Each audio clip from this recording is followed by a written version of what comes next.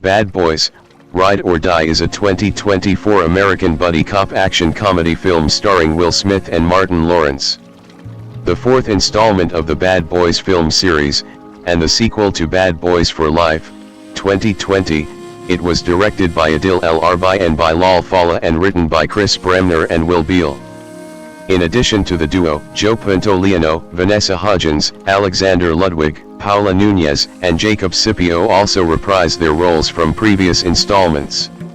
Tasha Smith joins the cast as Teresa Burnett, replacing Teresa Randall, who played the character in the first three films, along with new cast members that includes Eric Dane, Yohan Gruffyard, Melanie Liburd, and Rhea Seehorn.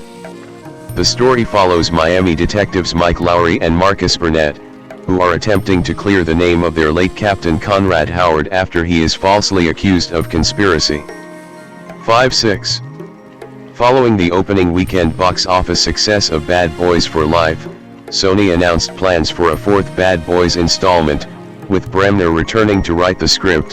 However, in April 2022, production for the film was reportedly halted due to the incident with Smith slapping Chris Rock at the 2022 Academy Awards ceremony and the subsequent investigation. Eventually, it was announced that the film was in pre-production in February 2023, with principal photography beginning on April 3, 2023, in Atlanta, Georgia and ending on March 4, 2024. The film premiered at Coca-Cola Arena in Dubai on May 22, 2024, and was released in the United States on June 7 by Sony Pictures, releasing under its Columbia Pictures label.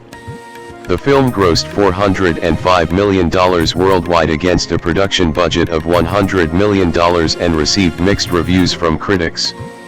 Plot: 4 years after the death of Isabel Aredes, BMPD detective Mike Lowery marries his physical therapist, Christine. During the reception, his partner, Detective Marcus Burnett, suffers a heart attack and goes into a coma, where he experiences a vision of the late Captain Conrad Howard telling him it is not his time. When Marcus wakes up, he believes that he cannot die. Conspirators forced a Miami-based money launderer to transfer a large sum to Captain Howard's account and fabricate extensive transaction records before he was executed. News reports soon link Howard to a cartel. With his legacy being posthumously tarnished, Mike and Marcus, with the help of Captain Rita Secada and her boyfriend, mayoral candidate Adam Lockwood, aim to prove Howard's innocence. They visit Mike's son, Armando Aredes, who was imprisoned for Howard's death. Armando reveals that Howard wasn't corrupt but knew who was, and was killed to keep their secrets, and agrees to help identify the killer. When the conspirators try to access Captain Howard's computer, a fail-safe, pre-recorded video is sent to Mike and Marcus, warning them of an extensive corruption scheme within law enforcement. Howard uses the phrase "Coke bottle" as a code phrase, and it is revealed that he gave information to their former hacker colleague Fletcher. They go to Fletcher's club to retrieve the files, a QR code hidden in wall art that unlocks a second video from Captain Howard. However, assassins hired by the conspirators tail them to the club and kill Fletcher. Meanwhile, Armando is attacked by several prisoners, paid to silence him, but he fends them off. Mike and Marcus arrange for Armando to be airlifted to a more secure location in Miami. However, the conspirators sneak on board and kill the pilot and guards, causing the helicopter to crash. Mike, Marcus, and Armando survive but are branded as fugitives by the conspirators. When the conspirators put out a bounty, the three are hunted by both law enforcement and opportunistic criminals. Conrad's daughter, U.S. Marshal Judy Howard, swears vengeance on Armando for killing her father. With the assistance of AMO, Advanced Miami Metro Operations, members Dorn and Kelly, Mike, and Marcus uncover the video clues behind the murder and setup. Armando identifies the man who hired him to kill Captain Howard as James McGrath, a former Army Ranger assigned to Drug Enforcement Administration intelligence in South America. While undercover, McGrath got captured by the cartel and was tortured until he gave up his associates and has been working with them ever since. McGrath orchestrates the kidnapping of Christine and Callie, Judy's daughter. He then sends his men to get Marcus's family, but Marcus's Marine son-in-law, Reggie, single-handedly kills all of them. Rita, Dorn, and Kelly apprehend Lockwood after learning McGrath works for him. Using Lockwood's voice in disguise to draw out McGrath by arranging for a transport plane out of Miami, the team engages in a fierce gunfight with McGrath's men at a former alligator-themed amusement park to rescue Christine and Callie. Later on, during the fight, Lockwood attempts to betray the team by wounding Dorn and Kelly before attempting to hijack the transport plane, but Rita shoots down the plane and stops him. Refusing to shoot him, she kicks him into the water, causing him to be devoured by an alligator. Mike confronts McGrath, who holds both Christine and Marcus hostage at gunpoint. McGrath then presents Mike with an impossible choice: pick Christine or Marcus to die. Mike, alluding to Marcus's newfound belief that he cannot die, shoots Marcus in his bulletproof vest. The chaos allows Christine and Marcus to break free before Mike shoots McGrath dead. Amidst the chaos, Judy finds Armando and Callie. Judy prepares to kill Armando, but Callie tells her mother that he saved her life. Begrudgingly grateful for his heroic act, Judy shows mercy to Armando and allows him to escape. Afterward, Mike, Marcus, and Howard are cleared of all charges, and the corruption is exposed. Mike and Marcus's families then celebrate by having a picnic in the park, with Mike and Marcus allowing Reggie to cook on a public grill due to him saving their family. Cast: Will Smith as dead. LT. Mike Lowery, Marcus's partner/best friend. Martin Lawrence as dead. LT. Marcus Burnett, Mike's partner/best friend. Vanessa Hudgens as Kelly, a weapons expert of ammo. 7. Alexander Ludwig as Dorn, a tech expert of ammo. Paula Nunez as Rita Secada, new Miami PD captain and Mike's ex-girlfriend, now dating Adam Lockwood. Eric Dane as James McGrath, a former U.S. Army Ranger staff sergeant turned criminal after being captured and tortured by the cartel's aid. Johan Gruffyut as Adam Lockwood, a district attorney and Rita's romantic partner, seeking to become the next mayor of Miami. Jacob Scipio as Armando Aretas, Mike's son and former cartel assassin. Melanie Libbard as Christine Lowery, Mike's new wife. Tasha Smith as Teresa Burnett, Marcus's wife. Smith replaces Teresa Randall, who portrayed the character in previous films. Tiffany Haddish as Tabitha, a criminal acquaintance of Mike and Marcus. Joe Pantoliano as Captain Conrad Howard. The character was previously killed by Armando under McGrath's hiring, but appears both via video footage, and via a near-death ghostly vision had by Marcus and Mike. 9. John Sally as Fletcher, a paroled hacker. DJ Khaled as Manny the Butcher. Rhea Seahorn as Judy Howard, a U.S. Marshal, Conrad Howard's daughter and Callie's mother, who is hunting down Mike and Marcus. Dennis McDonald as Reggie Norman, Marcus' son-in-law and a U.S. Marine Master Sergeant, reprising his role from Bad Boys 2 and Bad Boys for Life. Bianca Bethune as Megan Burnett, Marcus' daughter and Reggie's wife. Quinn Hemphill as Callie Howard, Conrad Howard's granddaughter and Judy's daughter. Jason Davis as Agent Grice, an FBI agent. Derek Russo as Lintz, McGrath's second-in-command. Joyner Lucas as a gang leader. Jenna Cannell as Nicole, McGrath's hacker. Kabi Lame as non-speaking cameo appearance.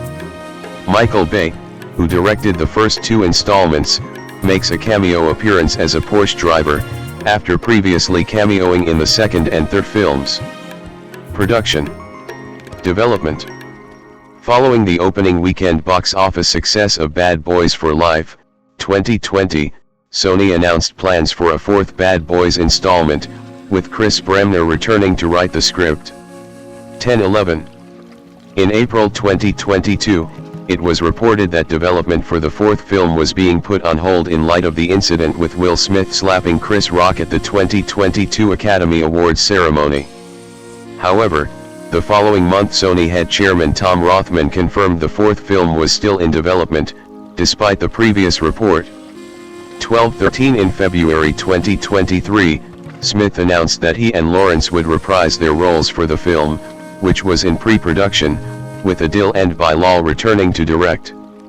14:15 in March 2023, it was revealed that Vanessa Hudgens would reprise her role as Kelly from Bad Boys for Life.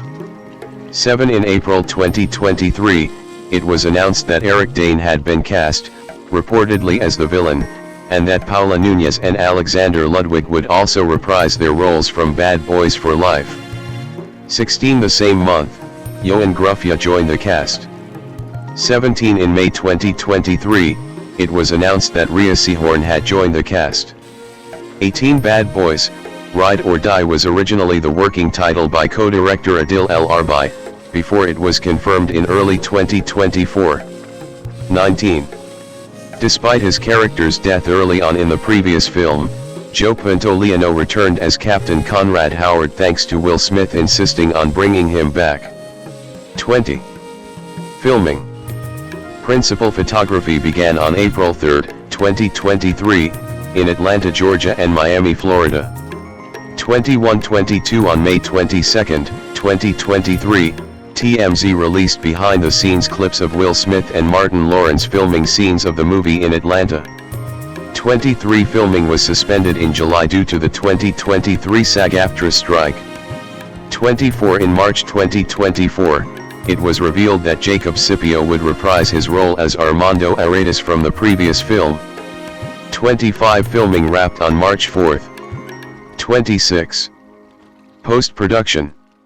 Asaf Eisenberg and Dan Labenthal served as editors on the film. 27. Lorne Balfe, who composed Bad Boys for Life, returned to compose the fourth film. Sony Classical released the soundtrack, coinciding with the film's release date. Music. Main article, Bad Boys, Ride or Die, soundtrack. The soundtrack for the film was released by Epic Records on June 7, 2024, featuring its lead single, Black Eyed Peas and El Alfa's Tonight, featuring Becky G. Several artists were also featured on it, including Sean Paul, Flo Milli, B.I.A., Mick Towers, Shenzia, and J.I.D., among others. Marketing. The first trailer of the film was released on March 26, 2024. 28 The final trailer for the film was released on May 16. 29 On May 28, Jimmy Butler of the Miami Heat and Lionel Messi of Inter Miami featured in another trailer. 30. Release. Theatrical. The world premiere of Bad Boys, Ride or Die was held at Coca-Cola Arena in Dubai, United Arab Emirates, on May 22, 2024 31:32 and it was released in the United States on June 7, 2024. It was originally scheduled to be released on May 24, 2019 33 but it was moved up to July 3, 2019 34 before being pulled from the schedule. In July 2023, it was announced that the film would be released on June 14, 2024. 35 In February 2024, the release date was moved up a week to June 7. 36-37. Home Media. Sony Pictures Home Entertainment announced that Bad Boys, Ride or Die was released on digital HD and platforms on July 23, 2024 38 and released on Ultra HD Blu-ray, and DVD on September 24, 2024. 39 It includes a blooper reel, deleted scenes, and a brand new after-credits scene. Reception. Box office.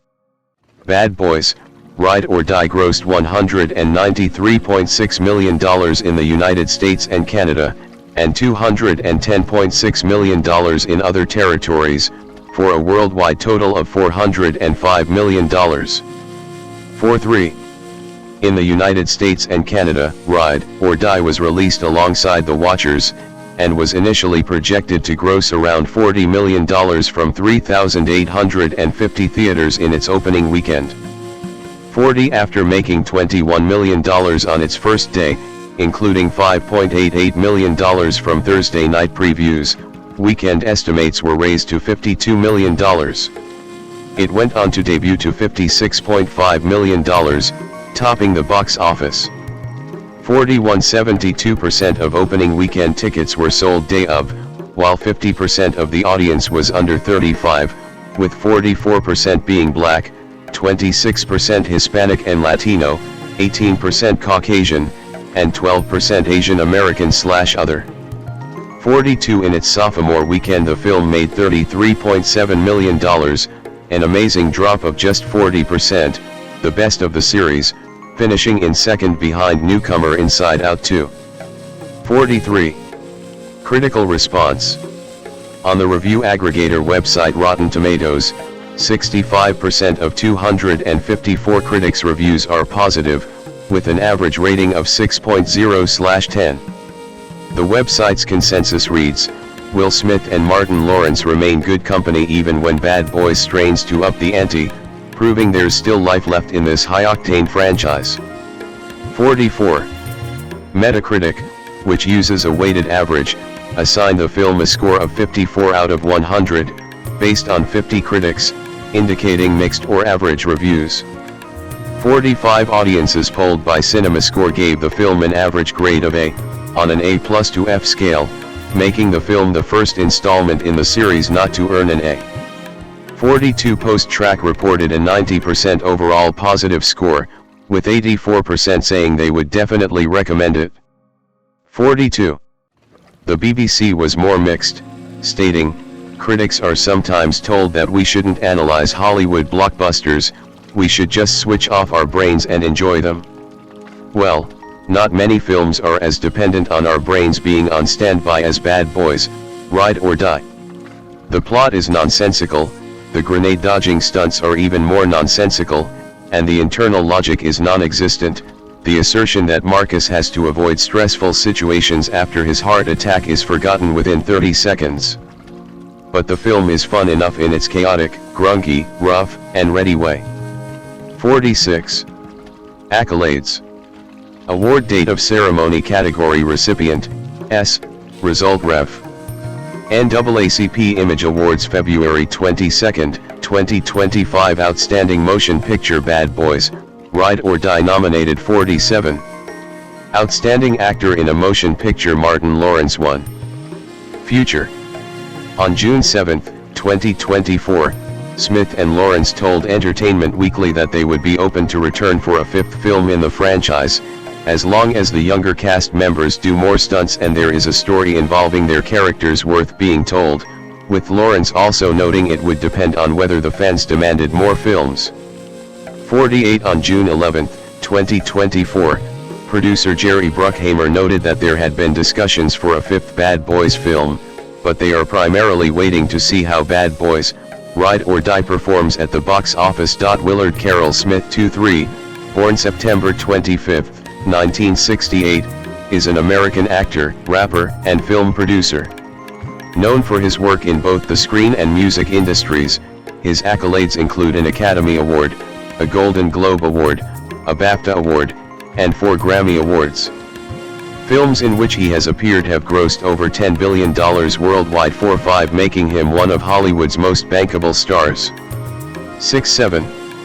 Smith first gained recognition as part of a hip-hop duo with DJ Jazzy Jeff, with whom he released 5 studio albums which contained 5 U.S. Billboard Hot 100 Top 20 singles: Parents Just Don't Understand, A Nightmare on My Street, Summertime, Ring My Bell, and Boom. Shake the Room from 1985 to 1994. He released the solo albums Big Willie Style, 1997, Willennium, 1999, Born to Reign, 2002, Lost and Found, 2005, and Based on a True Story, 2025. 2 of his singles, Gettin' Jiggy With It and Wild Wild West, reached #1 in the U.S. Smith began his acting career starring as a fictionalized version of himself on the NBC sitcom The Fresh Prince of Bel-Air, 1990 to 1996, for which he was nominated for a Golden Globe in 1993 and 1994.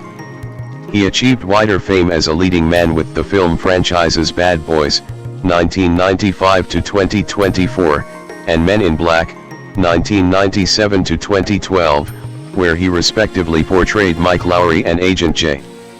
After starring in the thrillers Independence Day, 1996, and Enemy of the State, 1998, he received Academy Award for Best Actor nominations for his portrayals of Muhammad Ali in Ali, 2001, and Chris Gardner in The Pursuit of Happiness, 2006. He also starred in commercially successful films such as I, Robot, 2004, Shark Tale, 2004, Hitch, 2005, I Am Legend, 2007, Hancock, 2008, 7 Pounds, 2008, Suicide Squad, 2016, and Aladdin, 2019. For his portrayal of Richard Williams in the biographical sports drama King Richard, 2021, Smith won the Academy Award for Best Actor. 9 At the 2022 ceremony, shortly before winning, Smith slapped and shouted at presenter Chris Rock after Rock made an unscripted joke referencing Smith's wife, Jada Pinkett Smith. 10 The event earned substantial media coverage and criticism, with Smith ultimately resigning from the Academy along with being banned from attending all their events for 10 years. 11. Early life. Willard Carroll Smith II was born on September 25, 1968, in Philadelphia, to Caroline, née Bright, a school board administrator, and Willard Carroll Smith Sr. 1213, a U.S. Air Force veteran, 14, and refrigeration engineer. His mother graduated from Carnegie Mellon University. 15. He grew up in West Philadelphia's Winfield neighborhood. 16, and was raised Baptist. 17. He has an older sister named Pamela and 2 younger siblings, twins Harry and Ellen. 16. He attended Our Lady of Lourdes, a private Catholic elementary school in Philadelphia. 18. And Overbrook High School. 19. His parents separated when he was 13. 20. And divorced around the year 2000. 21. Smith began rapping at age 12. When his grandmother found a notebook of his lyrics, which he described as containing all his little curse words, she wrote him a note on a page in the book: "Dear Willard, truly intelligent people do not have to use words like this to express themselves. Please show the world that you're as smart as we think you are." Smith said that this influenced his decision not to use profanity in his music. 22. Career.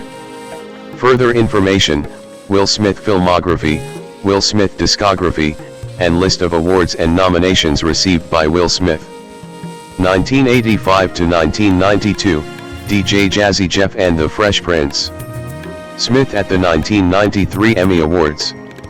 Smith started as the MC of the hip-hop duo DJ Jazzy Jeff and the Fresh Prince, with his childhood friend Jeffrey DJ Jazzy Jeff Towns as turntablist and producer. 23. Towns and Smith were introduced to each other by chance in 1985, as Towns was performing at a house party only a few doors down from Smith's residence, and he was missing his hype man. Smith decided to fill in.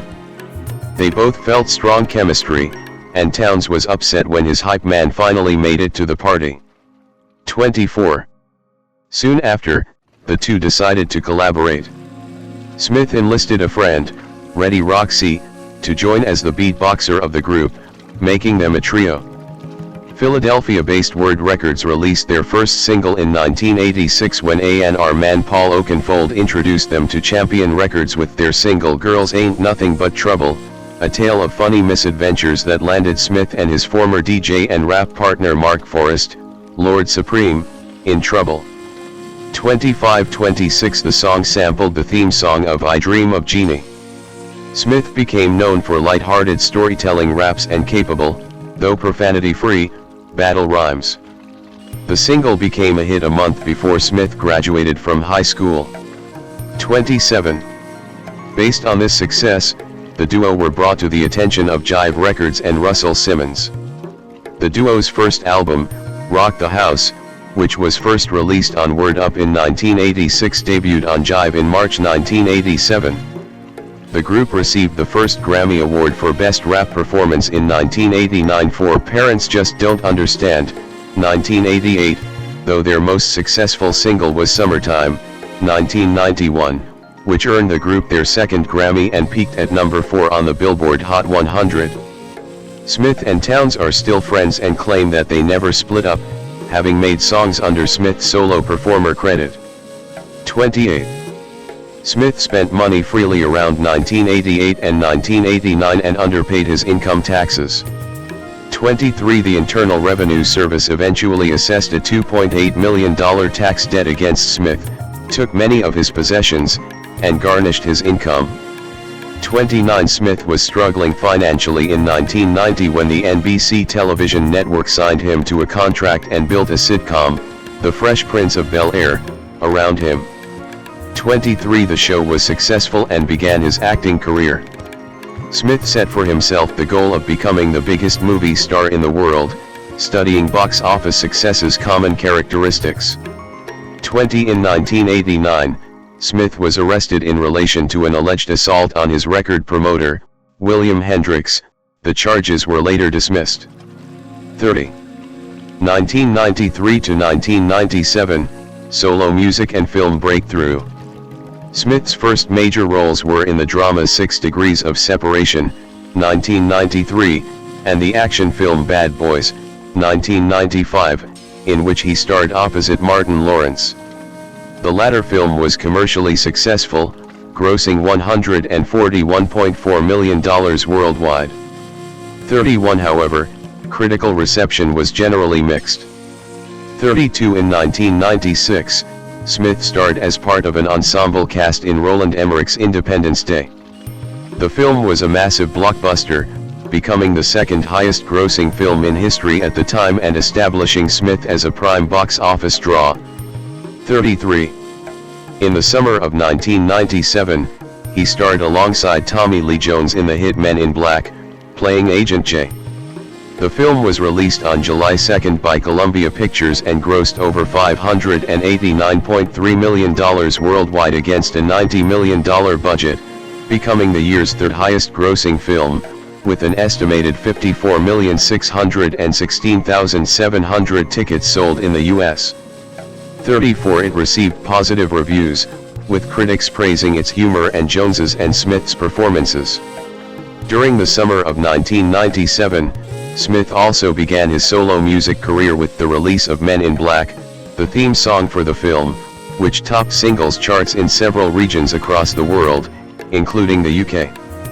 35. Men in Black, and second single Just Cruisin', was later included on Smith's debut solo album Big Willie Style, which reached the top 10 of the US Billboard 200 and was certified 9 times platinum by the Recording Industry Association of America, RIA.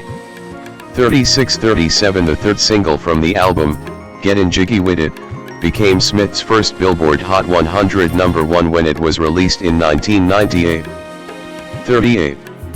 1998 to 2012, leading man status. Smith in 1999.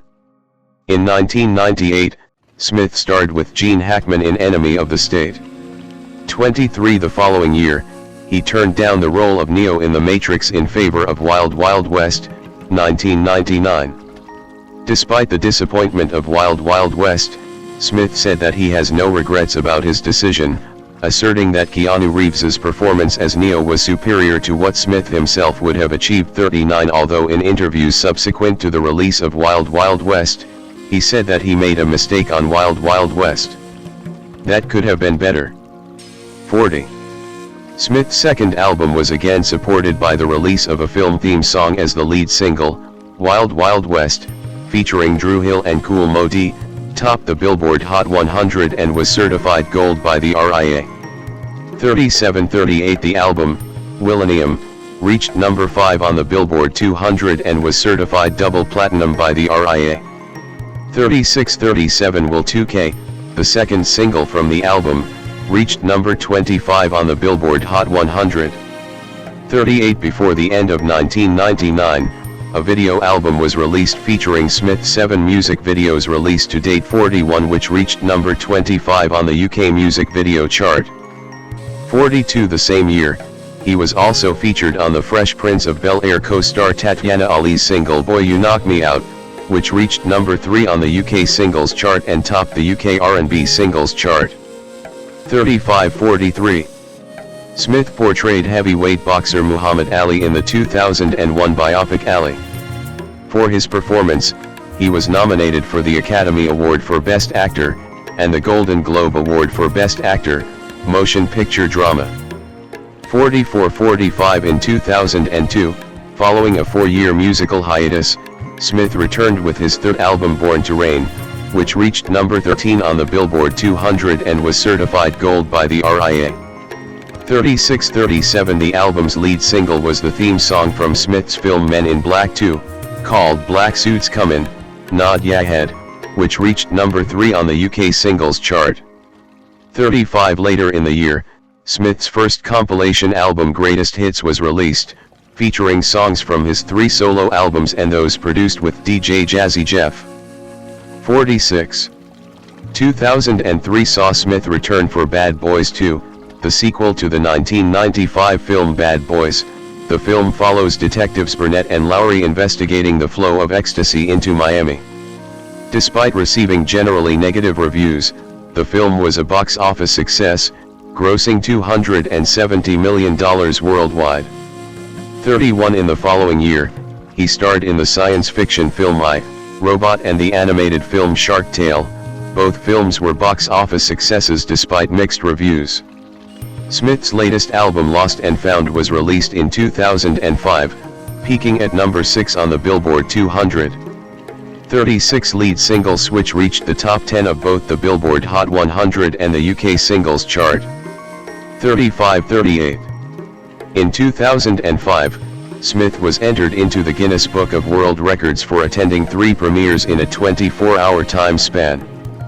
47. Smith and his son Jaden played father and son in the 2006 biographical drama The Pursuit of Happiness. In the film, Smith portrays Chris Gardner. Smith first became interested in making a film about Gardner after seeing him on 20/20 and connected with him during production. The film, along with Smith's performance, received praise. 48-49. Smith hosting the 2011 Walmart shareholders meeting. On December 10, 2007, Smith was honored at Grauman's Chinese Theater on Hollywood Boulevard. Smith left an imprint of his hands and feet outside the theater in front of many fans. 50. Later that month, Smith starred in the film I Am Legend, released on December 14, 2007. Alongside marginally positive reviews. 51. Its opening was the largest ever for a film released in the United States during December. Smith himself has said that he considers the film to be aggressively unique. 52. A reviewer said that the film's commercial success cemented Smith's standing as the #1 box office draw in Hollywood. 53. On December 1, 2008, TV Guide reported that Smith was selected as one of America's top 10 most fascinating people of 2008 for a Barbara Walters ABC special that aired on December 4, 2008. 54. In 2008, Smith was reported to be developing a film entitled The Last Pharaoh, in which he would be starring as Taharka. 55. Smith later starred in the superhero film Hancock. 56. Which grossed $227,946,274 in the United States and Canada and had a worldwide total of $624,386,746. 57. Sometime between 2008 and early 2009, Smith was offered the lead role in Inception but turned it down because he did not understand the story. 58. On August 19, 2011, it was announced that Smith returned to the studio with producer Lamar Edwards to work on his 5th studio album. 59. Smith again reprised his role as Agent J with Men in Black 3, which opened on May 25, 2012, his first major starring role in 4 years. 60-61. After the release of the film, Smith was content with ending his work with the franchise, saying, "I think 3 is enough for me. 3 of anything is enough for me. We'll look at it and we'll consider it, but it feels like that it might be time to let someone else do that." 62 Men in Black 3, released 10 years after Men in Black 2, 2002, grossed over $624 million worldwide. 63-64 unadjusted for inflation, it is the highest grossing film in the series. 65. 2013 to 2022, career fluctuations and King Richard. In 2013, Smith starred in After Earth with his son Jaden. The film was a disappointment at the domestic box office and was panned critically. 66 calling the film the most painful failure in my career, Smith ended up taking a year-and-a-half break as a result. 67. Smith and Suicide Squad co-star Margot Robbie in 2016. Smith starred opposite Margot Robbie in the romance drama Focus, released on February 27, 2015. 68 He played Nicky Spurgeon, a veteran con artist who takes a young, attractive woman under his wing. Smith was set to star in the sci-fi thriller Brilliance, an adaptation of Marcus Saki's novel of the same name scripted by Jurassic Park writer David Kerr, but he left the project to work on the Ridley Scott-produced sports drama Concussion. 69-70. In Concussion, Smith played Dr. Bennett Omalu of the Brain Injury Research Institute, the first to discover chronic traumatic encephalopathy. Smith reported he had doubts about the film early in the production, saying, "Some of my happiest memories are of watching my son catch and throw a football. I didn't want to be the guy who did a movie saying football could be dangerous." These views subsided when he met Omalu, whose words about American ideals resonated with Smith. 71 Smith's performance was praised for being sensitive and understated. 72. In 2016, Smith played Deadshot in the supervillain team-up action film Suicide Squad. 73 Smith's participation in the film meant choosing it over a role in Independence Day, Resurgence, which he said would be like clinging and clawing backwards. 74 While Suicide Squad was a massive financial success, earning over $700 million at the box office, the film received negative reviews from critics. Christopher Orr, film critic from The Atlantic, wrote that the latest offering from the DC Comics superhero universe may be the most disastrous yet. 75 Later that year, Smith starred in director David Frankel's drama Collateral Beauty, playing a New York advertising executive who succumbs to a deep depression after a personal tragedy. 76. Weeks after signing Smith onto the film, his father was diagnosed with cancer, from which he died in 2016.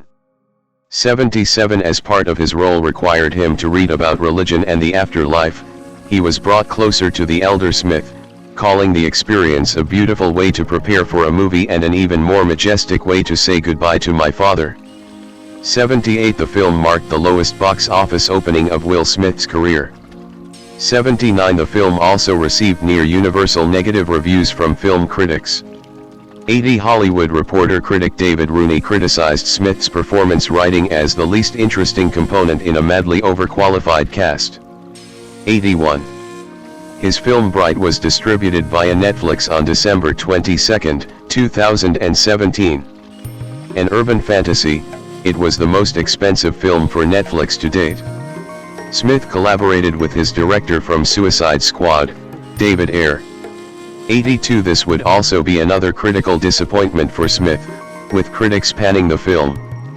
Richard Roper of the Chicago Sun-Times criticized the film and Smith's performance, writing, "By the time Will Smith barks the line, 'Dude, you can't go through Elftown,' with 100% urgency and sincerity in the mind-boggling mess that is Bright, it's clear we are watching a truly terrible, mountainous pile of genre-blending garbage." 83. Also in 2017, Smith released the song Get Lit, a collaboration between him and his former group mate Jazzy Jeff 8485, and launched his own YouTube channel, which as of July 2019 has over 6 million subscribers and 294 million total views. 86 Smith performed the official song Live It Up alongside American singer Nicky Jam and Kosovar singer Era Istrafai at the closing ceremony of the 2018 FIFA World Cup in Moscow, Russia. 87 That September, Smith appeared, alongside Bad Bunny, on the Marc Anthony song Esterico. 88. Smith performed the Soccer 2018 World Cup's official song Live It Up. Smith portrayed the genie, originally voiced by Robin Williams, in the live-action adaptation of Disney's Aladdin, directed by Guy Ritchie. He also participated in the soundtracks by recording singles, Arabian Nights, 2019, Friend Like Me, and Prince Ali. 89. The film was released on May 24, 2019. 90. Aladdin grossed over $1 billion worldwide to become Smith's highest-grossing film, surpassing Independence Day. 91. Smith was also featured on rapper Logic's song Don't Be Afraid to Be Different, 2019, from his fifth studio album Confessions of a Dangerous Mind. 92. Smith appeared as an assassin who faces off against a younger clone of himself in Ang Lee's Gemini Man, released on October 11, 2019. 93. The film was a box office bomb and received negative reviews from critics. Variety's Peter DeBrugge called the film a high-concept misfire and wrote, "In practice, it's been a nearly impossible project to get made, passing through the hands of countless actors and falling through multiple times because the technology wasn't there yet. At least, that's been the excuse, although judging by the finished product, it was the script that never lived up to the promise of its premise." 94.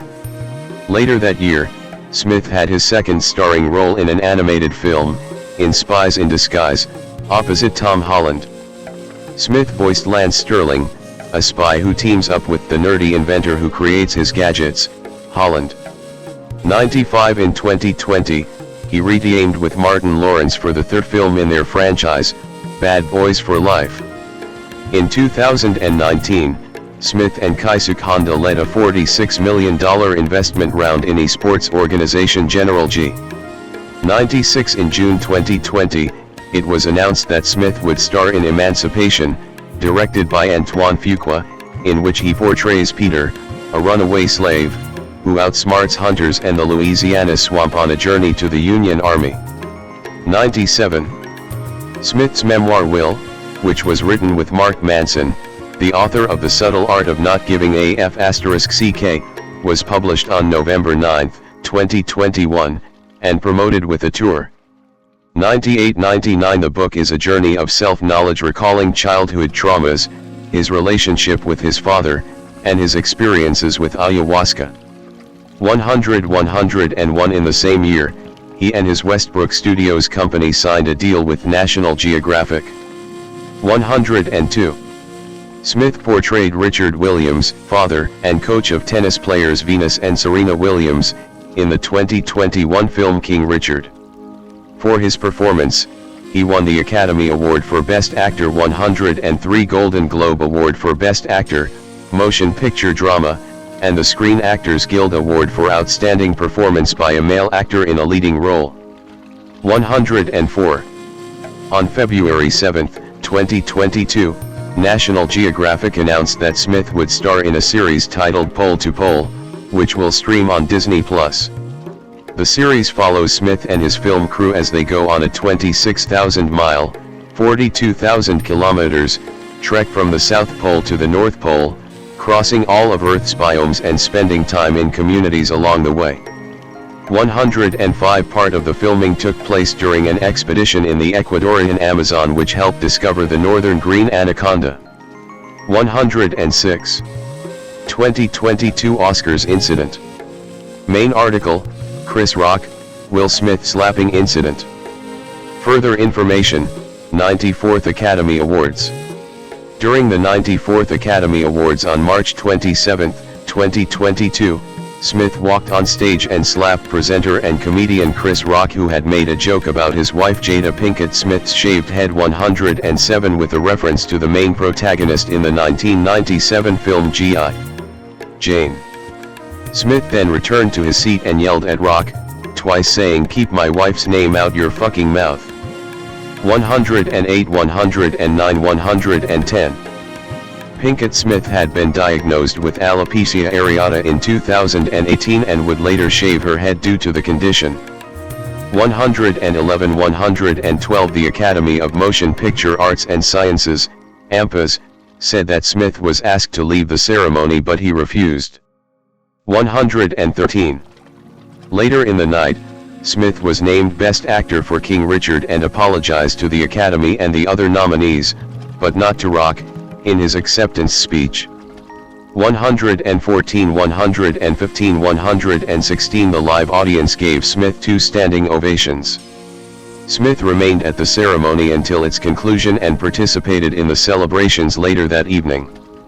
117 Following public backlash, Smith issued a formal apology via a public Instagram post. 118 119 ABC, AMPAS, and the Screen Actors Guild condemned Smith following the incident, prompting an investigation by the Academy's Board of Governors. 120 Rock declined to press charges against Smith, according to the Los Angeles Police Department.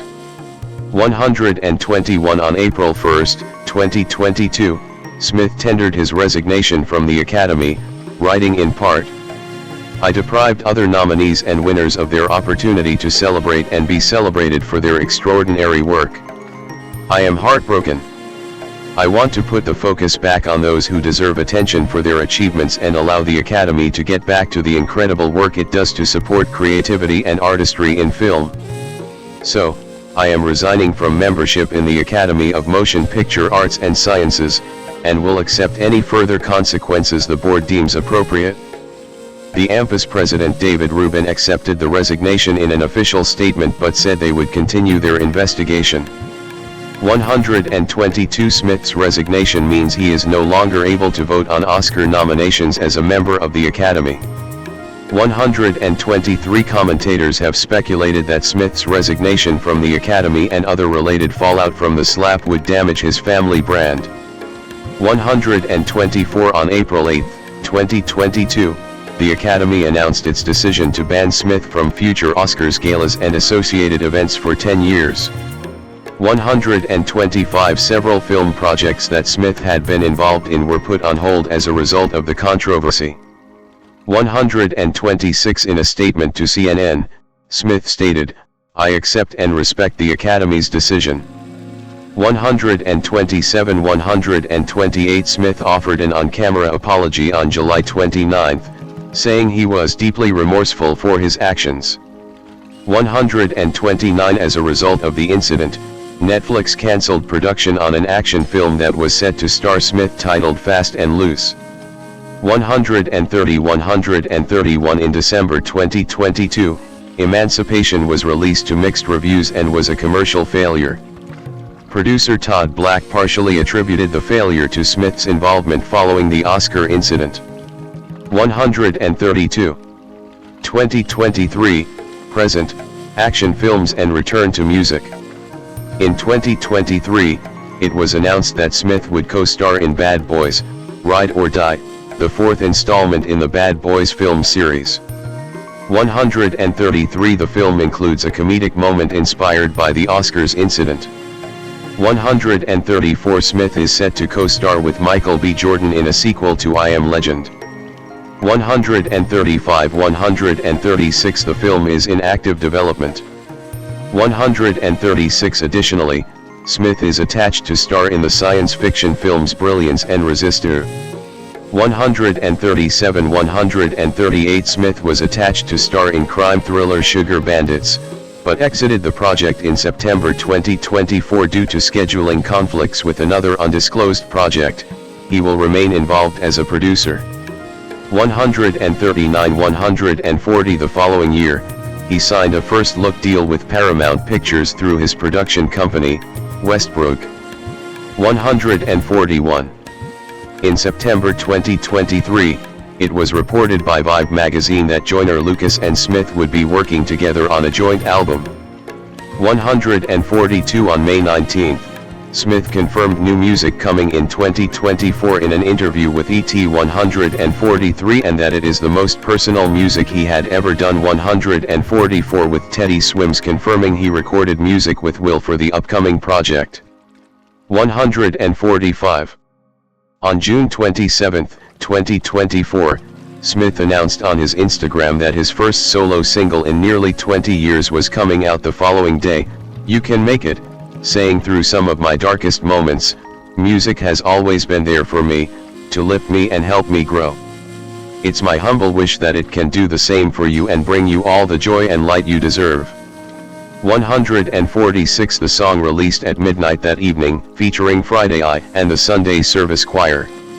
On July 24, 2024, it was announced that Smith had signed a new distribution deal with Slang, a newly formed independent label. 147. On July 26, 2024, Smith released another single, Work of Art, featuring his son Jaden and Russ. 148. 149. On December 12, Smith released another single, Tantrum, with Joyner Lucas. In 2025, Smith announced his fifth studio album, based on a true story, which was released on March 28, 2025. The album consists of 14 tracks, including 5 previously released singles and 9 new songs. 150. 151. On March 23, 2025, Smith performed at the 2025 CONCACAF Nations League Final at Sophie Stadium in Inglewood, California. 152. Personal life, relationships and family. Smith at the 2009 Nobel Peace Prize concert in Oslo, Norway with his family, left to right, son Jaden, wife Jada Smith, daughter Willow. During the late 1980s, Smith confirmed he briefly dated Sandra Denton, better known as Pepa of the hip-hop group Salt and Peppa. 153. Smith married Cherie Zampano in 1992. Their son Willard Carroll Trey Smith III was born on November 11, 1992. 154. The two divorced in 1995. Trey appeared in his father's music video for the 1998 single Just the Two of Us. He also acted in 2 episodes of the sitcom All of Us, and has appeared on The Oprah Winfrey Show and the David Blaine, Real or Magic TV special. 155. Smith married actress Jada Corin Pinkett on December 31, 1997. 156. They met when Pinkett auditioned for a role as Smith's character's girlfriend in The Fresh Prince of Bel-Air. The pair produce films through their joint production company Overbrick Entertainment and Westbrook Inc. 157. 158. Together they have 2 children, Jaden Smith, born 1998, his co-star in The Pursuit of Happiness and After Earth, and Willow Smith, born 2000, who appeared as his daughter in I Am Legend. Smith and his wife Jada have expressed unconventional practices in their marriage, jokingly calling their commitment "bad marriage for life." 159. Both he and Pinkett Smith have admitted to having extramarital relationships and believing in the freedom to pursue them. Smith has said he wanted a polyamorous relationship with actress Halle Berry and ballerina Misty Copeland, but ultimately abandoned the idea after therapy.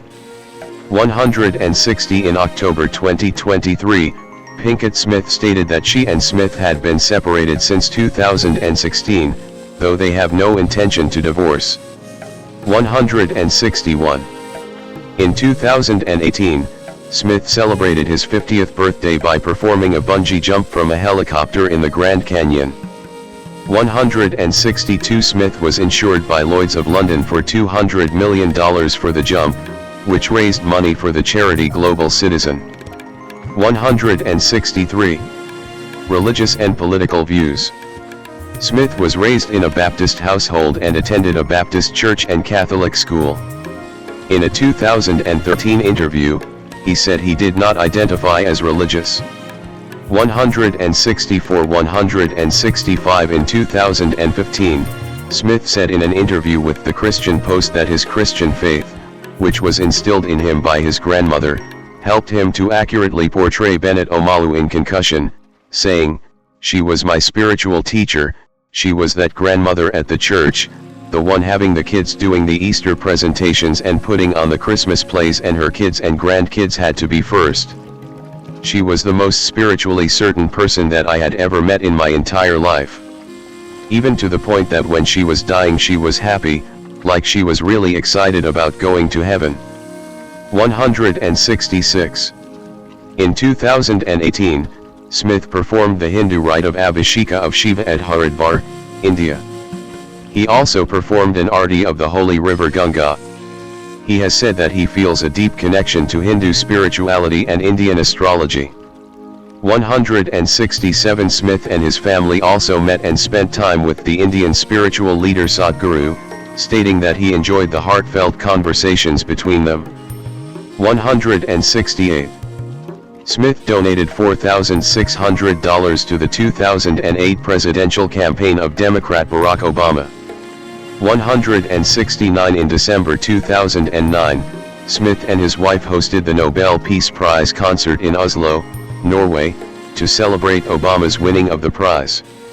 170. In 2012, Smith said he supported legalizing same-sex marriage. 171. In 2021, Smith announced that production of his upcoming film, Emancipation, was being pulled from the U.S. state of Georgia because of the recent passage of the Election Integrity Act of 2021, which critics viewed as a restrictive voting law, negatively impacting non-white voters. Smith and director Antoine Fuqua released a joint statement: "We cannot in good conscience provide economic support to a government that enacts regressive voting laws that are designed to restrict voter access." 172. 173. Public image and legacy. Smith has often been noted for achieving groundbreaking success throughout his musical career, and with his work as an actor in television and film. 174. 175. 176. Forbes referred to him as the biggest movie star of the post-9/11 era. 177. His transition from music to acting has influenced multiple rappers to also become actors, with him being cited as a pioneer for the rappers crossing over into acting by Complex. 178. 179. In 2006, Time named him one of the 100 most influential people in the world. 180. In 2008, Esquire named him one of the 75 most influential people of the 21st century. 181. Smith's roles as Agent J in Men in Black 3, Richard Williams in King Richard, and Daryl Ward in Bright are among the highest paid film roles of all time, with him reportedly earning $100 million for Men in Black 3. 182. 183. Smith's film Bright, 2017, broke the record at the time for the most viewed Netflix film ever for its first week. 184. 185. His action thriller drama Emancipation, 2022, was sold to Apple Studios for $120 million in June 2020, which made it the largest film festival acquisition deal in film history. 186. His work as a member of DJ Jazzy Jeff and the Fresh Prince made them the first rap act to win a Grammy Award, and the first to win an MTV Video Music Award for Best Rap Video, when the song Parents Just Don't Understand won in the inaugural rap categories at both award show ceremonies. 10. 187. 188. XXL has referred to him as one of the most important rappers of all time. 189. As of 2013, his debut solo album Big Willie Style, 1997, is among the best-selling rap albums of all time. 190. Smith launched his acting career by starring in the NBC sitcom The Fresh Prince of Bel-Air.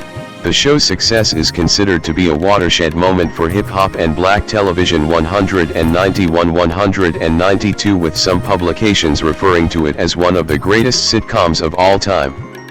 193. 194.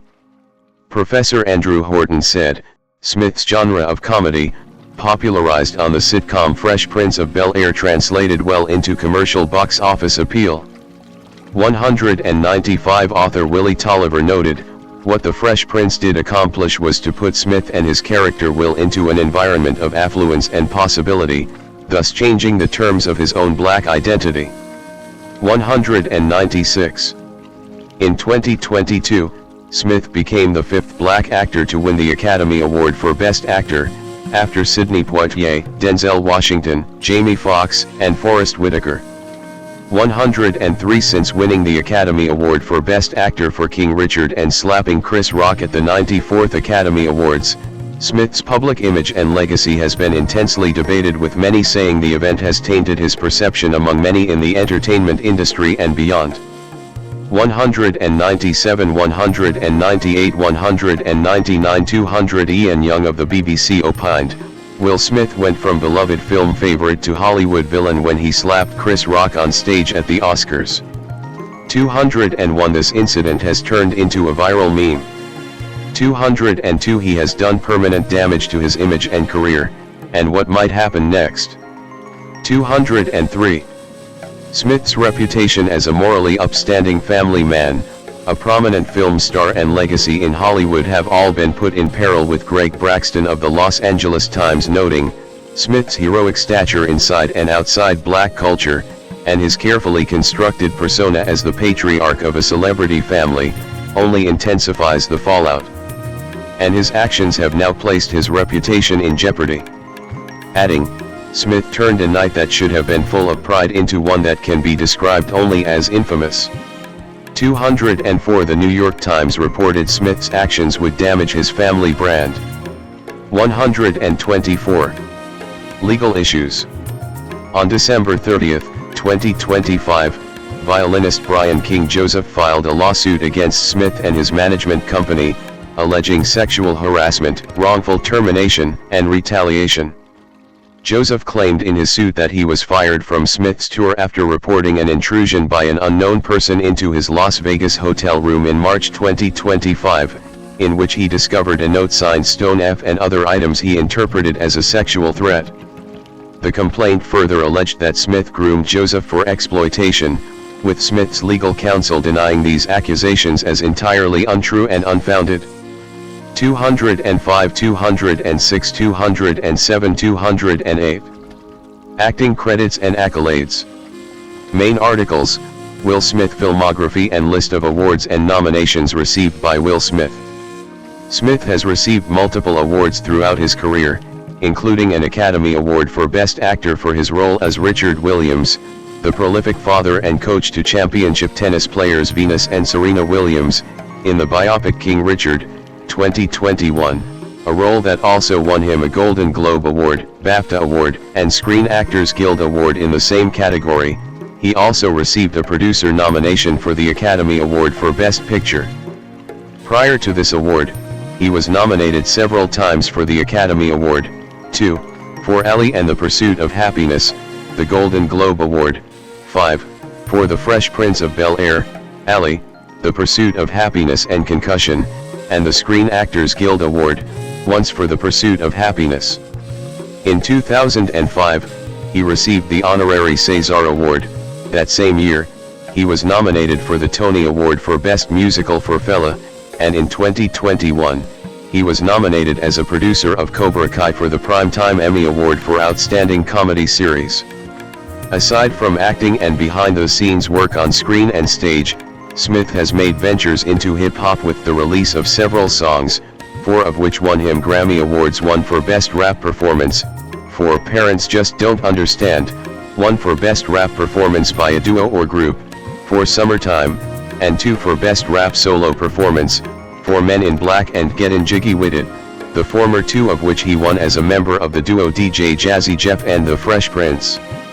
His Emmy, Grammy, Oscar, and Tony Award nominations make him one of few black actors to be nominated for all 4 major entertainment awards in the U.S.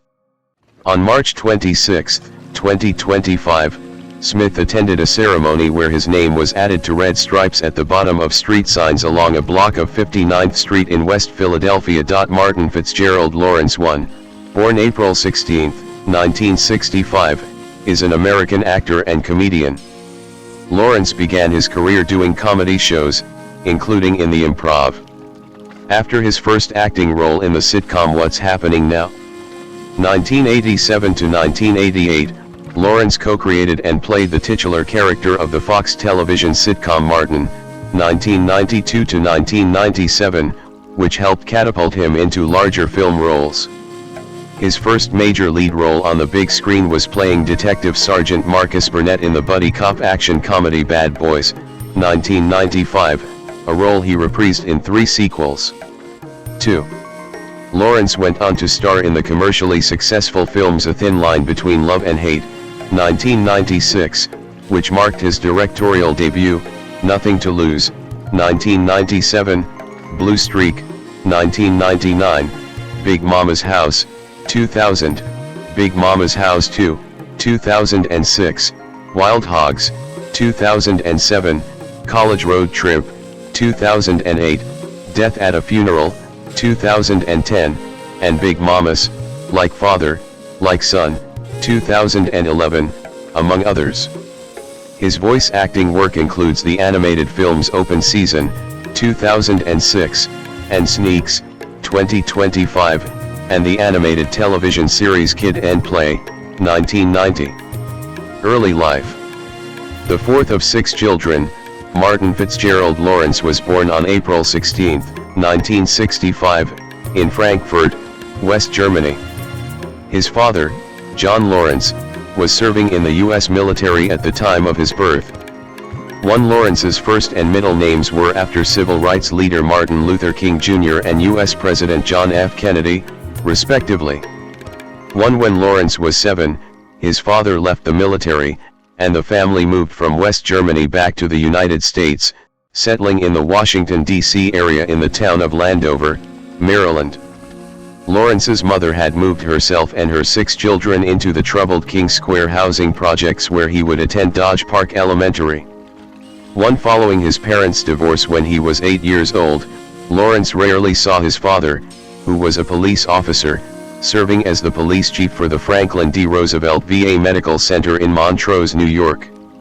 3. His mother, Clora, née Bailey, worked several jobs, including as a sales representative and cashier at various department stores, to support her family. 4. 5 Small for his age growing up in the projects, Lawrence often engaged in street fights with other kids. He stated that it was his mother and older brothers who kept him out of jail where most of his childhood friends ended up. During his teen years, Lawrence excelled at boxing. While living in Fort Washington, Maryland, Lawrence attended Eleanor Roosevelt High School I and Friendly High School, and became a Mid-Atlantic Golden Gloves boxing contender. 6. Career. In his early days, Lawrence did comedy shows in the Washington, D.C. area, and supported himself through odd jobs. Comedian Rich Shidner saw his act and suggested Lawrence make connections in New York. 7. Lawrence ended up moving to New York City and found his way to the comedy club The Improv. Shortly after appearing at the Imp, he did well on the show and made it to the final round, but did not win. However, executives at Columbia Pictures Television saw Martin's performance and offered him the role of Maurice Warfield in What's Happening Now. This was his first acting job. Upon cancellation of that show, Lawrence found bit parts in various films and television series. His breakthrough role was as C in Do the Right Thing. Other film roles followed, such as House Party 2, Talkin' Dirty After Dark, and the Eddie Murphy vehicle Boomerang. During this period, entertainment mogul Russell Simmons selected him to host the groundbreaking series Def Comedy Jam on HBO. Def Comedy Jam gave many comedians, including Chris Tucker, Dave Chappelle, Mike Epps, Eddie Griffin, Bernie Mac, and Cedric the Entertainer, mainstream exposure. During his stint with Def Comedy Jam, Lawrence appeared in his own hit series, Martin, which aired on Fox. The show ran from 1992 to 1997 and was an enormous success. Martin was the flagship of Fox's Thursday night lineup, which drew millions of viewers away from NBC's must-see TV lineup. He hosted Saturday Night Live on February 19, 1994, where he made crude remarks about women's genitalia and personal hygiene. The offensive portion of the monologue was edited out of NBC reruns and syndicated versions, and Lawrence was banned from NBC for a period of time until he received an apology from the president of NBC at the time, Warren Littlefield. 8. Martin's ratings continued to skyrocket so much that Fox became more of a contender against NBC and came closer to being considered among the top television networks. In 1995 he acted alongside Will Smith in Bad Boys with wide success. After Martin ended its run in 1997, Lawrence found work in comedy films. He often starred as the second lead opposite actors including Eddie Murphy, Danny DeVito, and Tim Robbins. Many of his films were blockbusters at the box office, including Nothing to Lose, Life, Blue Streak, Big Mama's House, and Bad Boys 2. He also starred in critical and box office failures, including Black Knight and National Security. Regardless, his salary steadily increased to over $10 million per film role. He continued to work in film, with such films as Big Mama's House 2, which opened at number 1 at the North American box office and grossed almost $28 million its first weekend, 9 and Wild Hogs, 2007, in which he played a bored suburbanite seeking adventure on the open road in a biker comedy alongside John Travolta, Tim Allen, and William H. Macy. In 2006, Lawrence appeared on Inside the Actors Studio, during which Lawrence briefly brought back to life some of the characters he had portrayed on Martin. He also appeared in Open Season as the voice of Boog, one of the main characters of the film, which also starred Ashton Kutcher, Deborah Messing, and Gary Sinise. In 2008, Lawrence starred in his first G-rated film, Walt Disney Pictures' College Road Trip, in which he co-starred with Raven-Symoné. In 2011, Lawrence reprised his role as FBI agent Malcolm Turner in Big Mama's, Like Father, Like Son, the third film in the Big Mama series. 10. In January 2013, it was announced that Lawrence and Kelsey Grammer were considering pairing up to star in a comedy for Lionsgate Television. Partners paired the two actors as Chicago lawyers from vastly different backgrounds who unexpectedly meet in court on the worst day of their lives. The show premiered on August 4, 2014, but was cancelled after one season after receiving poor reviews. 11. In 2020, Lawrence reprised his role as Detective Marcus Burnett in the third installment of the Bad Boys franchise, Bad Boys for Life, again alongside Will Smith. The film was considered a financial success, grossing $112 million in its first 4 days of release. 12. Lawrence starred in his first dramatic role in 2022's Mind Cage alongside Melissa Roxburgh and John Malkovich. On April 20, 2023, Lawrence earned a star on the Hollywood Walk of Fame. 13. Personal life, relationships and family. Lawrence was engaged to actress Lark Voorhees in 1993. He married Miss Virginia USA, Patricia Southall, in 1995. Lawrence and Southall have a daughter, Jasmine Page, born January 15, 1996. They divorced in 1997, and Lawrence began a relationship with Shamika Gibbs. Lawrence and Gibbs have two daughters, Iana Faith, born November 9, 2000, and Amara Trinity, born August 20, 2002, 14. After over 10 years together, they married on July 10, 2010, at Lawrence's Beverly Hills home. Actors Eddie Murphy and Denzel Washington were among the 120 wedding guests. 15. On April 25, 2012, Lawrence filed for divorce from Gibbs, citing irreconcilable differences and asking for joint legal and physical custody of the children. 16. Lawrence owns a farm near Purcellville, Virginia. 17. For several years, he owned a large mansion in the Beverly Park community in Beverly Hills, where he wedded Gibbs. However, following their divorce, the property was available for lease at $200,000 per month in June 2012. 19. In 2013, the property was up for sale for $26.5 million, and eventually he sold it for $17.2 million to Bruce Makowski, buying an Encino, Los Angeles property for $6.63 million. 20. In May 2025, Lawrence's daughter Jasmine married Eddie Murphy's son, Eric Murphy. 21. Arrests, lawsuits and health problems. In July 1995, while on the set filming A Thin Line Between Love and Hate, Lawrence lashed out in a violent rage and was then hospitalized at Cedars-Sinai Medical Center. 22. On May 8, 1996, he became increasingly erratic and was arrested after he brandished a pistol in the middle of an intersection on Ventura Boulevard in Los Angeles, screaming, "They're trying to kill me." He was again hospitalized, with his public relations agent citing exhaustion and dehydration as the reasons for this episode. 1. On July 29, 1996, he tried to take a gun on a flight and received 2 years probation and a fine. 23. In March 1997, Lawrence was arrested after punching a man in a Hollywood nightclub. 1. In August 1999, Lawrence slipped into a 3-day coma after collapsing from heat exhaustion while jogging in 100 degrees Fahrenheit 38 degrees Celsius heat in preparation for Big Mama's house while wearing heavy clothing and a plastic suit.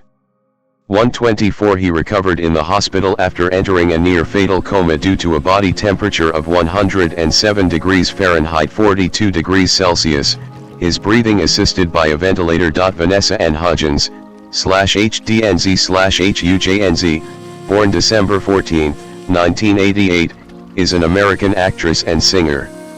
After making her feature film debut in 2003, Hudgens rose to fame portraying Gabriela Montez in the High School Musical film series, 2006 to 2008, which brought her mainstream recognition.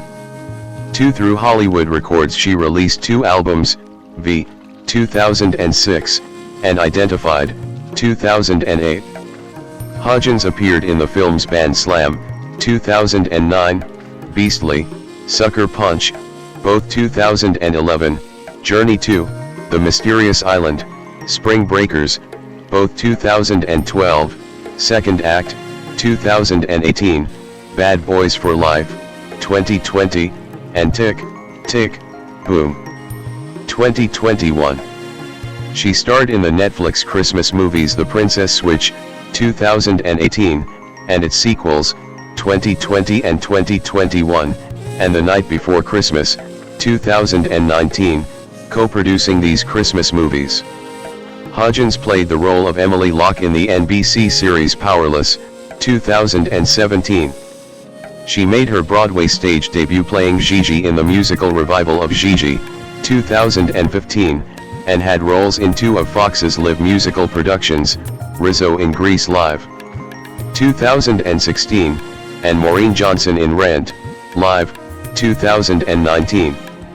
In 2022, Hudgens co-hosted the Met Gala in Manhattan. Citation needed. Early life.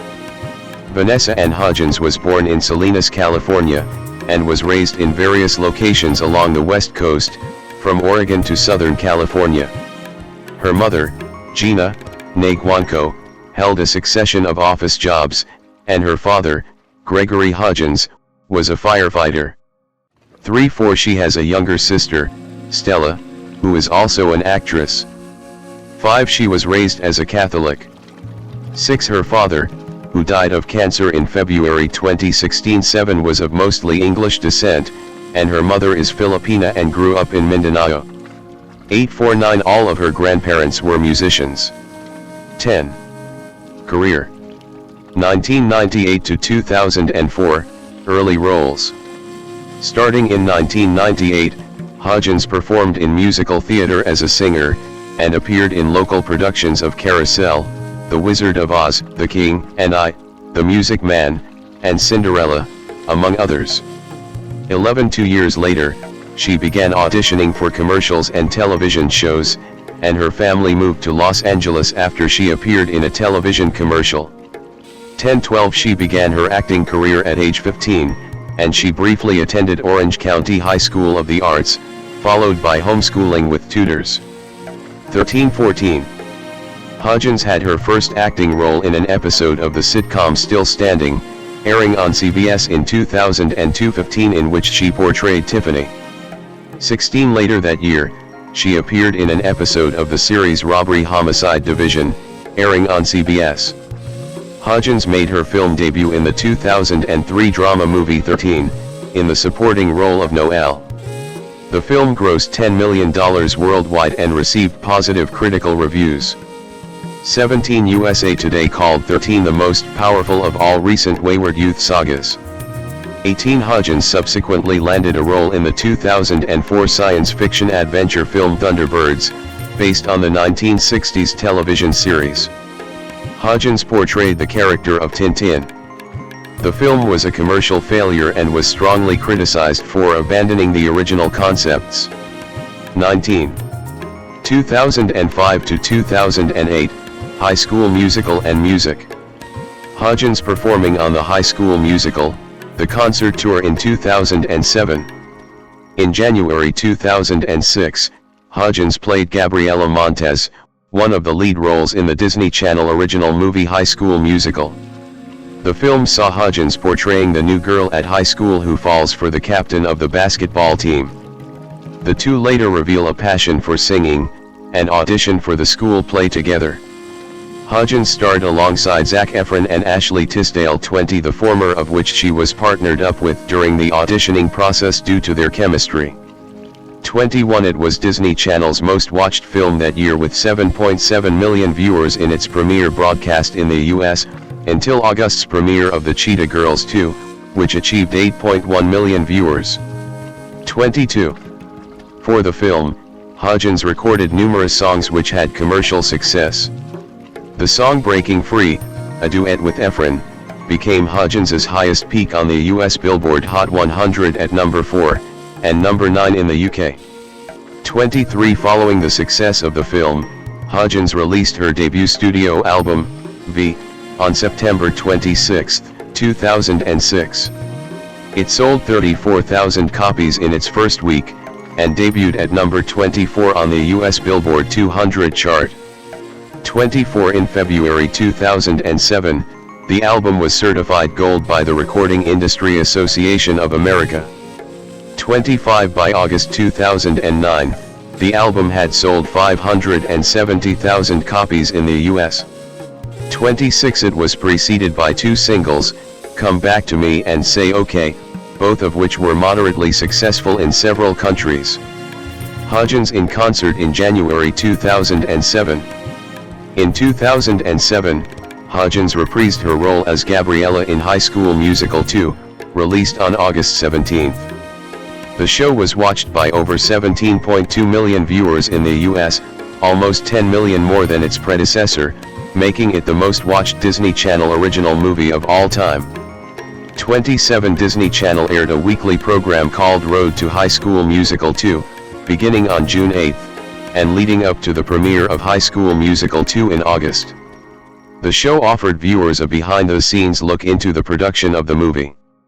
The opening number What Time Is It was first broadcast on Radio Disney on May 25, 2007. 28. And You Are the Music in Me was introduced on July 13, 2007. 29. The film was generally well received by critics. 30. 31. USA Today's Robert Bianco awarded the film 3 stars out of 4, stating that High School Musical 2 was sweet, smart, bursting with talent and energy, and awash in innocence. 32. While critics enjoyed the film, they noted that the timing of its premiere seemed odd, premiering just when school was about to resume again, whereas the film's plot involved the gang going on summer vacation. 33. Her second studio album, Identified, was released on July 1, 2008, in the United States. It sold 22,000 copies in its first week, 12,000 less than V. 34. Despite the drop in sales, the album debuted at number 23 on the Billboard 200, one spot higher than V.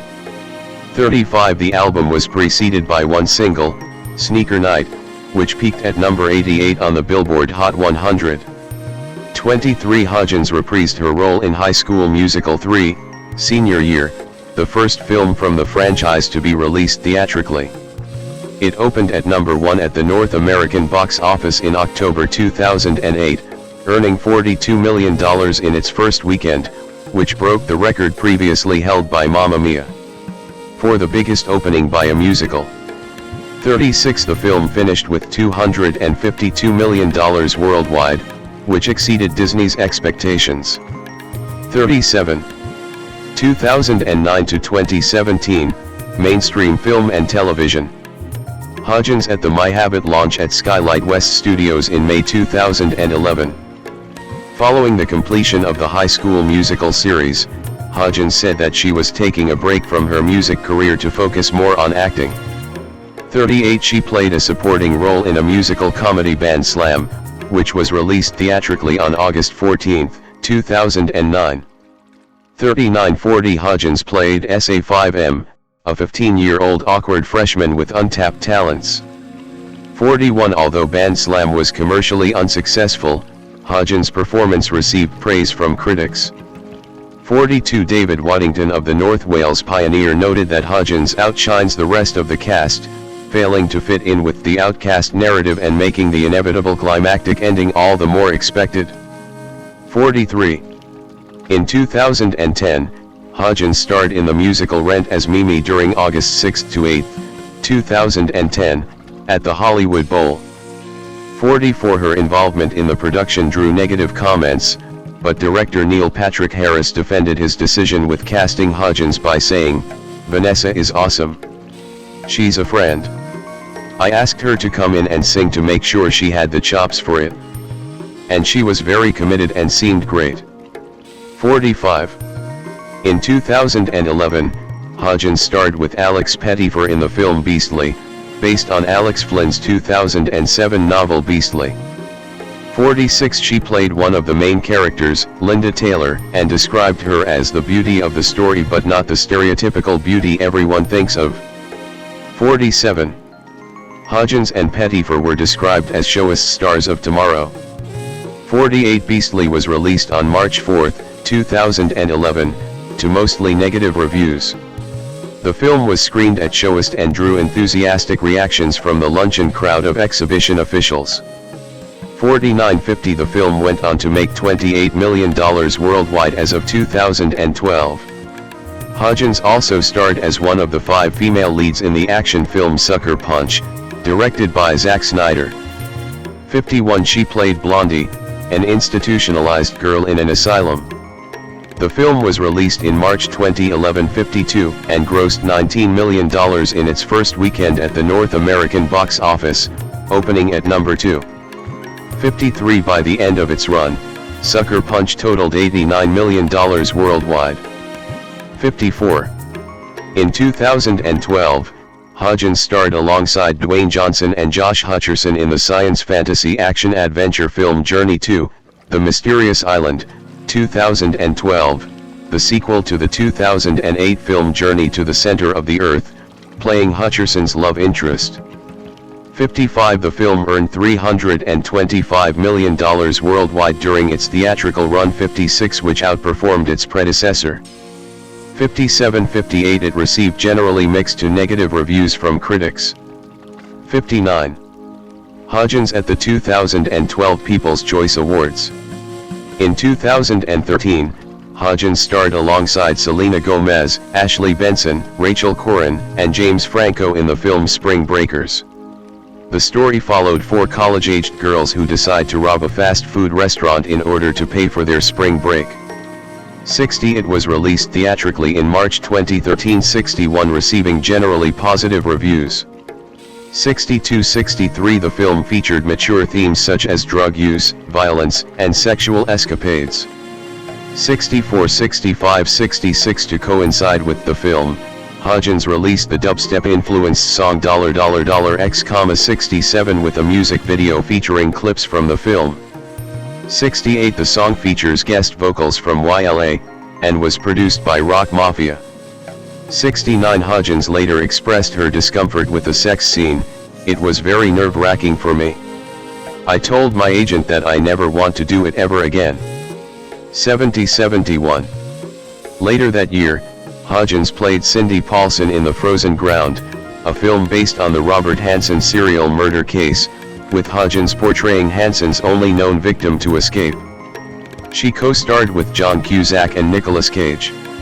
72 She also starred in the action film Machete Kills, based on the character Machete from the Spy Kids franchise. The film was directed by Robert Rodriguez. 73 By the end of the year, Hodgins starred alongside Michael Shannon, Joel Marsh Garland, Dree Hemingway, and Nick Lashaway in Spike Jonze's short comedy drama film Choose You. 74 The cast performed the film live as a skit at the first YouTube Music Awards, to the music of Avicii. 75. In 2014, Hodgins starred as a pregnant teenage runaway girl in the drama film Gimme Shelter with Brendan Fraser, written and directed by Ron Krauss. 76-77 In 2015, Hodgins starred in the Columbia Pictures comedy horror film Freaks of Nature. 78-79 That same year, she took on the title role in a production of Alan J. Lerner and Frederick Loewy's Gigi, which opened at the Kennedy Center from January 16 to February 12, 80 before transferring to Broadway on April 8. 81 The production closed on June 21. 82. On January 31, 2016, Hodgins starred in the role of Rizzo in Grease Live, Fox's live broadcast based on the original Broadway musical. 83 Hodgins dedicated her performance to her father, who died from cancer one day before the special aired. 84 In 2017, Hodgins played Emily Locke on NBC's comedy series Powerless, which was based on DC Comics characters. 85 It was cancelled after one season. 86 That same year, Hodgins was featured on Sean Hook's single Reminding Me and starred in the music video. 87 She hosted the 2017 Billboard Music Awards with rapper Ludacris, which premiered on May 21. 88-89 Hodgins also served as a judge alongside Nigel Lithgow and Mary Murphy on the 14th season of the American reality dance show So You Think You Can Dance. 90. 2018, present, career expansion. In 2018, Hodgins starred in the romantic comedy film Dog Days, alongside Finn Wolfhard and Nina Dobrev. 91 She collaborated with electronic dance music duo Phantoms on the single Lay With Me, released in September 2018. 92 She starred in the Netflix film The Princess Switch in November 2018, in which she portrayed both a European duchess and a pastry chef from Chicago, who temporarily switch roles. 93 In December 2018, she co-starred opposite Jennifer Lopez in the comedy film Second Act, directed by Peter Siegel. 94 Hodgins returned for the 15th season of So You Think You Can Dance, as part of the panel of judges. 95 The same year, she essayed the role of Vanessa Morales in a production by Kennedy Center of Lin-Manuel Miranda's original musical In the Heights. 96. In January 2019, Hodgins starred in another Fox Live musical presentation, Rent, Live, as Maureen Johnson.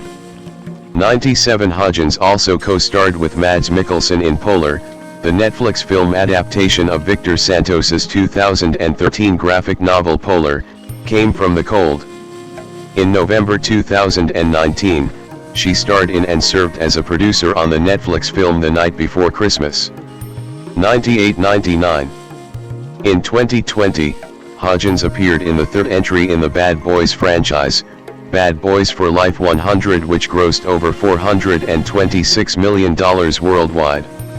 101 In November that year, she starred in and produced the Netflix film The Princess Switch, a sequel, The Princess Switch, Switched Again. 102 By the end of the year, Hodgins hosted the MTV Movie and TV Awards, Greatest of All Time Television Special, which highlighted the greatest moments of film and television since the 1980s, as well as moments from past editions of the award ceremony. 103. In 2021, she voiced the lead character, Sunny Starscout, in the animated Netflix film My Little Pony, A New Generation. 104 In November 2021, Hodgins appeared in Netflix's biographical film Tick, Tick, Boom, adapted from the musical Tick, Tick, Boom, with Hodgins portraying playwright Jonathan Larson's friend Caressa Johnson, directed by Lin-Manuel Miranda. Hodgins lent her voice to songs on the film's soundtrack. 105 later that month, she appeared in the third installment of Netflix's The Princess Switch film series, The Princess Switch 3, Romancing the Star, directed by Michael Rohl. Hodgins reprised her 3 roles from earlier, and also served as a producer. 106. In 2022, Hodgins starred alongside Alexandra Shipp, Kiersey Clemens, and Ezra Miller in the Paramount Pictures action thriller film, Asking for It. The film released in theaters, digitally, and on Blu-ray on March 4. 107-108 later that month, she co-hosted the 94th Academy Awards Red Carpet pre-show with Terrence J., Sophia Carson, and Brandon Maxwell. 109 in May 2022, Hodgins co-hosted the Met Gala Red Carpet live stream for Vogue with actress and television personality Lala Anthony, and the magazine's editor-at-large Hamish Bowles. 110 in June 2022, she co-hosted the 30th MTV Movie and TV Awards with Tashia Adams, with Hodgins hosting the first half of the ceremony for film and scripted television. 111 Hodgins starred in Hamish Linklater and Lily Raby's film Downtown Owl, alongside Raby, Ed Harris, Finn Wittrock, Jack Dylan Grazer, and August Blanco Rosenstein, produced by Sony Pictures production label Stage 6 Films. 112. In 2024, Hodgins competed in Season 11 of The Masked Singer as Goldfish. She won the season with Scott Porter as Gumball, finishing in second place. Both of them made references to their work in Band Slam. 113. Personal life. Hodgins was raised Catholic but now identifies as a non-denominational Christian. She attends the Los Angeles affiliate Church of Hillsong Church. 114, 115, 116. In 2005, Hodgins began dating her High School Musical co-star Zac Efron. Their relationship was highly publicized until their breakup in 2010. 117 From 2011 to 2019, Hodgins dated actor Austin Butler. 118 In 2020, Hodgins began dating Major League Baseball shortstop Cole Tucker. 119 Hodgins and Tucker married on December 2, 2023, in Tulum, Mexico. 120 The couple have 2 children, born in late June or early July 2024. 121 and November 2025. 122. In May 2016, Hodgins paid $1,000 in restitution for damage of U.S. Forest Service property by carving initials within a heart on a rock in the Coconino National Forest and displaying it on her personal Instagram feed. 123. In March 2020, Hodgins posted an Instagram video where she stated that it is inevitable that people will die from the COVID-19 pandemic. 124 The video caused controversy as critics accused her of minimizing the impact of the disease and the need for preventive measures. She subsequently apologized for her insensitive remarks. 125. In October 2021, Hodgins was shown by Architectural Digest to be living in the Little DeMille house, which director Cecil B. DeMille built for his mistress. 126. Leaked photos. On September 6, 2007, photos allegedly stolen from Hodgins were leaked online, one showing her posing in lingerie and another showing her nude. A statement from her publicist said that the photo was taken privately and it was unfortunate that they were released on the internet. Hodgins later apologized, saying that she was embarrassed over the situation and regretted having taken those photos. 127 In January 2008, Hodgins released a statement indicating that she declined to comment further on the subject. 128 In October 2007, OK! Magazine speculated that Hodgins would be dropped from High School Musical 3 as a result of the explicit images. 129 But the Walt Disney Company denied this, stating, "Vanessa has apologized for what was obviously a lapse in judgment. We hope she's learned a valuable lesson." 130, 131, 132. In August 2009, another set of images showing Hodgins topless emerged on the internet. Hodgins's representatives did not comment, though her lawyers requested the removal of the pictures. 133, 134. In late 2009, Hodgins sued www.mojackson.com for posting nude self-portrait photographs of her taken on a mobile phone in a private home. 135. Hodgins later commented on the photo's impact on her career in the October issue of Allure, stating, "Whenever anybody asks me, would I do nudity in a film, if I say that it's something I'm not comfortable with, they're like, bullshit, you've already done it?"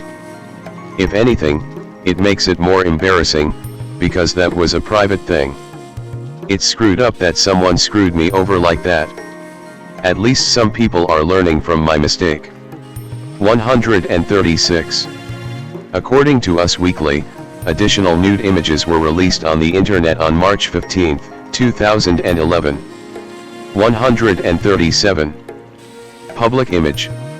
Hodgins in January 2012 at Bondi Beach, Sydney. Philippine President Bongbong Marcos presenting the Global Tourism Ambassador Award to Hodgins in March 2023. 138. Hodgins was represented by William Morris Agency 139 but signed on to Creative Artists Agency in 2011. 140. In 2006, Hodgins's earnings were estimated to be $2 million. 141. Hodgins was included in Forbes' richest list in early 2007, and the Forbes article noted that she was included in Young Hollywood's top earning stars. 142. On December 12, 2008, Hodgins was ranked number 20 in the list of Forbes high earners under 30, having reported to have an estimated earnings of $3 million in 2008. 143. 144. She was number 62 at FHM's 100 Sexiest Women 2008 and number 42 in the 2009 list. 145. 146. Hodgins is also featured in Maxim's lists. 147. She was included in People's annual 100 Most Beautiful People 2008 and 2009 lists. 148. 149. Hodgins promotes Neutrogena 150 and was the 2008 featured celebrity for Sears's Back to School campaign. 151. In 2007, she became a spokesperson for Marc Eco products but ended the contract after 2 years. 152. 153. Hodgins regularly volunteers for charitable activities, including those for Best Buddies International 154. 155. Lollipop Theatre Network 156. St. Jude Children's Research Hospital 157 and the VH1 Save the Music Foundation. 158. Hodgins is also featured in a very special Christmas Volume 7 disc which benefits the Special Olympics. 159. Hodgins is also part of the Stand Up to Cancer, So 2C Change the Odds along with other Hollywood stars including Zac Efron, Dakota Fanning, Kristen Bell, and others. 160. Brian Shaw sued Hodgins in 2007 for an alleged breach of contract. According to the suit, Shaw claims he advanced costs and expenses on Hodgins's behalf for her songwriter and recording career. 161. Shaw claims Hodgins owed him $150,000 after helping her earn more than $5 million for her music career. Hodgins argued that she was a 16-year-old minor when she signed the contract in October 2005, and therefore too young to do so. She subsequently disaffirmed it on October 9, 2008. Papers filed in court by her lawyer say California's Family Code provides that the contract of a minor is voidable and may be disaffirmed before age 18, or within a reasonable time afterward. 162.